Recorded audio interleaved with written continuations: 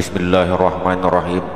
Alhamdulillahirabbil alamin wassalatu wassalamu ala asrafil anbiya'i wal mursalin sayyidina wa maulana Muhammad wa ala alihi washabihi ajma'in.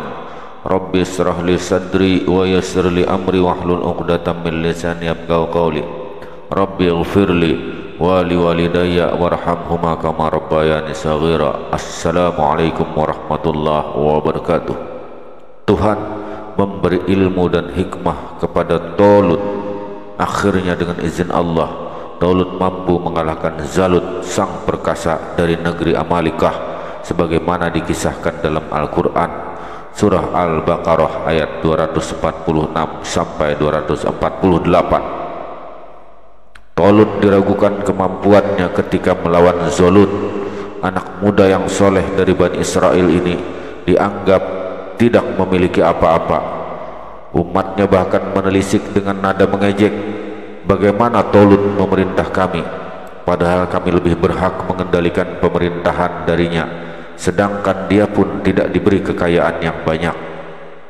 Umat Bani Israel itu sering aneh dan tidak pandai bersyukur.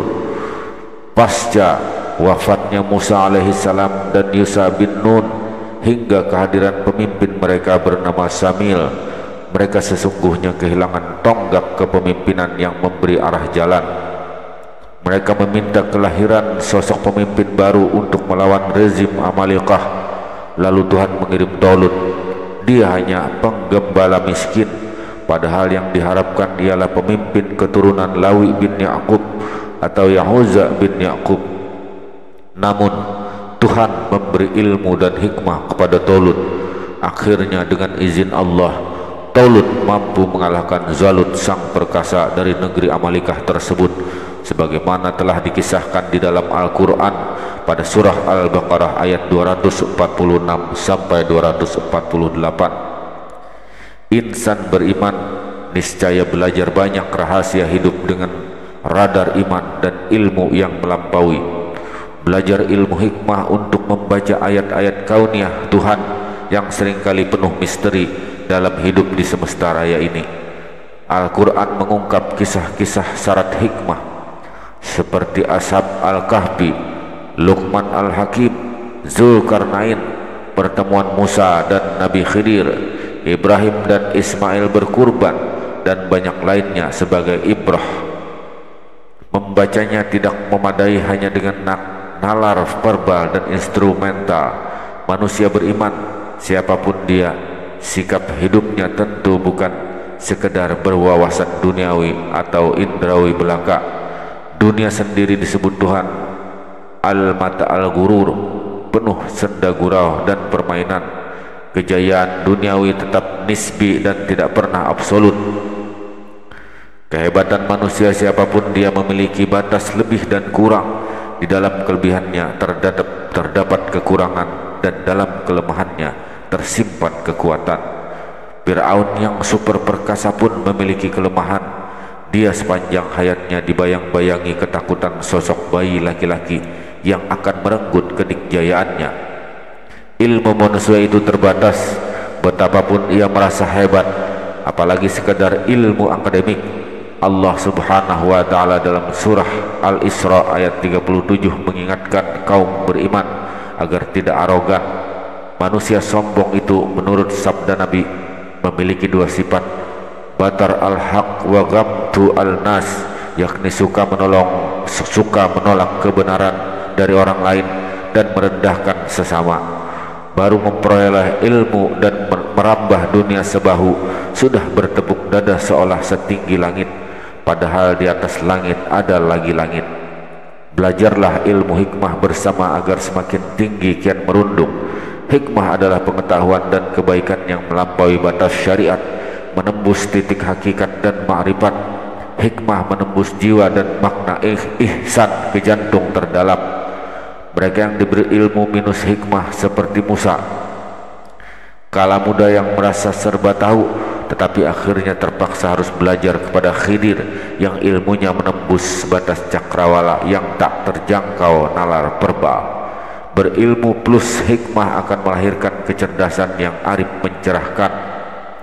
Hikmah diraih karena berkah Allah difirmankan oleh Allah yang artinya Allah memberikan hikmah kepada siapa yang dikehendakinya, dan barang siapa yang diberi hikmah sungguh telah diberi kebaikan yang banyak. Luqman Al-Hakim juga satu di antara hamba Allah yang diberi hikmah, yang dari dirinya lahir banyak kebaikan dan suri tauladan bagi kehidupan, seperti pelita di tengah kegelapan. Berilmu semestinya naik tangga menuju ilmu berhikmah, bukan sekedar ilmu verbal dan instrumental. Banyak orang berilmu tetapi ilmunya tidak mencerahkan sekitar, bahkan tidak mampu menerangi dirinya. Mereka yang berilmu tinggi pun tak jarang tersesat arah jalan sehingga mengalami disorientasi hidup. Apalagi baru berilmu sejengkal yang menyentuh hanya kulit luar saja, mereka sering merasa benar di jalan sesat.